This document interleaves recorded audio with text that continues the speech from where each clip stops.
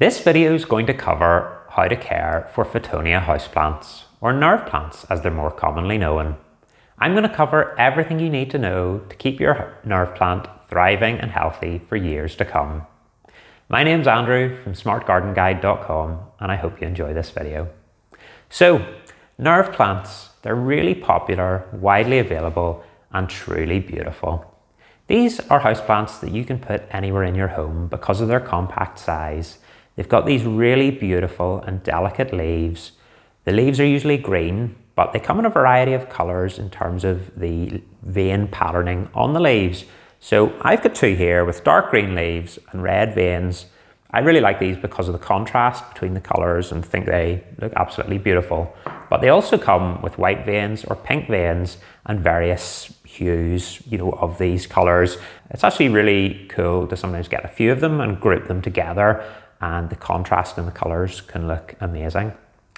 So before I get on to how to care for nerve plants, I was doing a bit of research when I was making this video, and also when I wrote an article for my website about nerve plant care. I was looking into the origin of nerve plants, where they came from, who discovered them and where they got their name. So nerve plants were actually discovered in South America by an English botanist called Richard Spruce. And Richard Spruce went on an expedition to South America. He spent about 15 years in South America, traveling all over and documenting all the plants that he found. And he took plant samples and brought them back. And these were all actually catalogued, and many of the samples were kept right up until this day. So I've been able to go online and see photographs and see the documentation of the original samples that were brought back by Richard Spruce in that expedition. Now, Richard Spruce didn't name the Fittonia houseplant. He found it for the first time that we know of. It was actually a Belgian taxonomist called Eugene Komen who gave it its name. Now, Eugene Komen chose to name the nerve plant after two Irish sisters, Sarah and Elizabeth Fitton. Now, he chose to name it after these two because they had written a really popular book called Conversations in Botany in 1817. And this book was really popular at the time, and it was designed to teach regular people about botany and caring for plants. So it's quite a nice nod to them and gives them a wee bit of recognition through this plant that we all now know as Fittonia, or the nerve plant. So let's move on to looking after nerve plants. There are really three very important things about caring for nerve plants: lighting, watering and humidity. So I'm going to cover them first and then we'll move on to other aspects of care. So lighting. Nerve plants, they grow in their natural habitat in rainforests, but on the forest floor. They're not exposed to direct sunlight really at all, and the lighting conditions on the forest floor are quite low. So you don't want to put a nerve plant in direct sunlight. So avoid sunny windowsills. They'll do very nicely on a shelf or on a table in the middle of a room in just bright, indirect light. If you keep the light bright, they'll grow strongly, they'll be more healthy and they'll stay more compact. If you give them lower light conditions or really poor light, they'll languish a bit, they'll start to become a bit straggly, and the leaves will tend to be a little bit smaller and less impressive. So definitely err on the side of brighter light.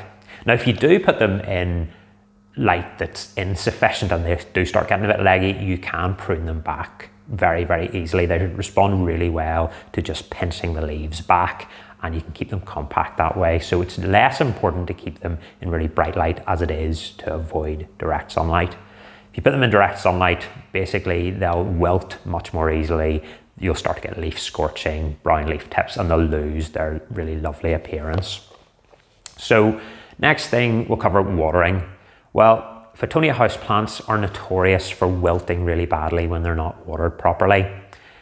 If you let them dry out, all the leaves will collapse. You'll think that your Fittonia plant has died. Now, thankfully, they do recover really well. So if you forget to water it and see that your nerve plant is really struggling, or you think it's even dead, don't throw it out, just water it. The likelihood is that it'll recover and do very nicely. Now, if you keep doing that repeatedly, your nerve plant will struggle and it'll start to look a bit worse for wear.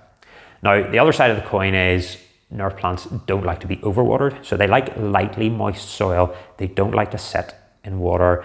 If you have your pot sitting on a drip tray, make sure that you empty the drip tray after you water it. Make sure that you plant your nerve plant in well draining soil, so whenever you water it, the water should run through the soil nice and quickly. And when you do water it, make sure that you leave it for a few minutes afterwards for all the excess water to drain out, so that the soil just feels lightly moist and not soggy. In terms of when to water them again, basically check the soil every couple of days, feel it with your finger. When you feel the top surface of the soil starting to dry out, that's when you water them again. And rather than just giving them a little tiny bit of water, the best thing to do is soak them thoroughly in water. Now, I just tend to take mine to the sink and I use a watering can and I soak the soil thoroughly. Sometimes I'll leave them sitting in their outer decorative pot, so the water runs through the pot and then it pools at the bottom of the decorative pot, and I'll just leave the plants sitting there for a few minutes, and this lets the soil soak up all that moisture, and then I'll take it out of its decorative pot. I'll just leave the inner pot sitting in the sink. I'll just get this out. I'll just leave the inner plastic pot sitting in the sink, give it a wee shake, make sure that all the excess water has drained out, and then pop it back in its decorative pot and put it back in its normal spot. So that's watering. So yeah, just be careful, and how you'll succeed with watering is just checking it regularly. So don't let it get soggy and don't let the soil dry out. The other really important thing is humidity. So nerve plants, as I said, they do originate from a tropical rainforest, so they're used to really high humidity levels. If humidity drops to sort of 30 or certainly below 40%, you can start to get leaf curling and you can start to get the leaf tips turning brown and dying. They can also wilt, if they're slightly underwatered and humidity is low, they're going to wilt much more easily. So higher humidity is much better. In terms of keeping humidity high, sometimes grouping your plants together can increase local humidity, or setting your Fittonia on a humidity tray is quite good. So if you get a wide base drip tray, put some water in it, and then if you prop the pot up on a couple of pebbles so that your pot's not actually sitting in the water, but there's this pool of water surrounding the pot, then the water will evaporate and improve the humidity levels around your plant. Alternatively, you could just get a humidifier if humidity levels are low. I sometimes use a humidifier, and it is great because it works really quickly, but you need to refill it, and sometimes you don't want to run it all the time because the humidity levels can get quite high with a humidifier. Next up, I think, is soil. So I just use a standard houseplant potting mix. I don't actually do anything to it at all. You can add additional drainage amendments like perlite or coarse sand or pumice to your potting soil. This will improve drainage and reduce the risk of root rot or soggy soil. I don't think it's necessary. They are a little bit prone to root rot, so it's not so much the soil that they're planted in. They do like moist soil. It's just being careful with your watering. That's the main important factor. Whenever you water your Fittonia, the water should sink into the soil nice and quickly. So if you do notice that water pools on the surface for 10, 20, 30 seconds or longer, that's certainly a sign that the drainage of your soil isn't sufficient, or it may be that your pot maybe doesn't have enough drainage holes. So make sure your pot's got plenty of drainage holes to let out any excess water. Temperature wise, basically, you want to keep the temperature above 55 degrees Fahrenheit, which is about 13 degrees Celsius. Ideally, you want the temperature to be between 60 and 80 degrees Fahrenheit. That's about 16 to 26 degrees Celsius. If you do this, your nerve plant will do really well. Avoid drafts, or if you put your nerve plant next to a radiator or an air conditioning vent, it's really going to suffer. They don't like sudden changes in temperature, so consistency is best. And if you see your nerve plant starting to wilt or just really languishing, think of that. Are they sitting in a really drafty location? Fertilizer next. So It's interesting that with this plant coming from a rainforest, you would assume that rainforest soil was really high in nutrients, a really rich, fertile soil for plants to grow in, but it's actually not. And the reason for that is there's so much rain in the rainforest that a lot of the nutrients are leached out of the soil. And for that reason, a lot of the plants that live and grow on the forest floor have adapted to needing very few nutrients, and nerve plants are no exception. So you really only need to fertilize nerve plants a few times a year, maybe once every 1 to 2 months, and use a very dilute fertilizer.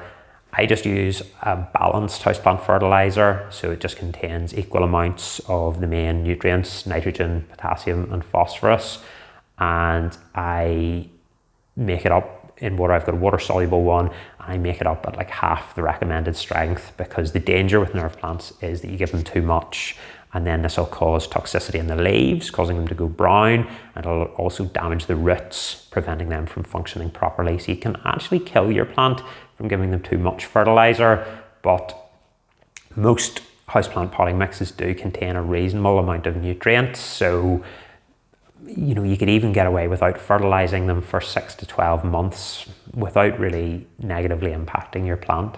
So just go easy with the fertilizer. Flowering, nerve plants do flower, and this one is actually flowering. Well, it's got one flower at the minute. Does that count? They're not impressive. It's just a wee tiny flower. I'll put that up on the screen now for you to see. They're not worth talking about. In fact, some people advise just pinching them off because they divert energy from the plant, which could be used to grow new, lovely looking leaves. So don't be expecting anything too spectacular there. Pruning, as I already mentioned, you just pinch it back. This is a creeping house plant. It doesn't grow tall, but it will creep out this, it'll expand the size of the plant over time. In low light, it can become leggy, but if you just pinch back new leaves, if you think it's getting a bit leggy, then you'll keep it nice and compact. And you don't even need a pruning tool for this. Just pinch them back with your fingers. If you want to reduce the size of the plant, generally, you can, absolutely use pruning snips and snip off around the sides. Propagation, dead easy to propagate Fittonia plants. You can do it in either soil or water from leaves or stem cuttings. I have actually taken some cuttings from this nerve plant, which is why it's looking slightly asymmetrical. And I'm going to be doing another video just showing my results in terms of how I've got on with propagating it. So you can look forward to that coming up. Repotting, nerve plants tend to do pretty well being root bound. There's no real need to repot them very quickly. Once they're really spilling out the sides of the pot and there's a lot of roots curling around the inside of the pot, that's the time to repot. This one probably needs repotted, which again we'll maybe cover in another video. If you've got any questions about nerve plant care or any comments, please leave them below. I'll certainly be reading all of your comments and responding if I can. If you've enjoyed this video, please consider subscribing to the channel. I'm going to be producing plenty more videos about houseplant care over the next while, and hopefully we can all learn a little bit more about houseplant care. Look, thanks very much guys for tuning in. Till the next time, bye now, bye.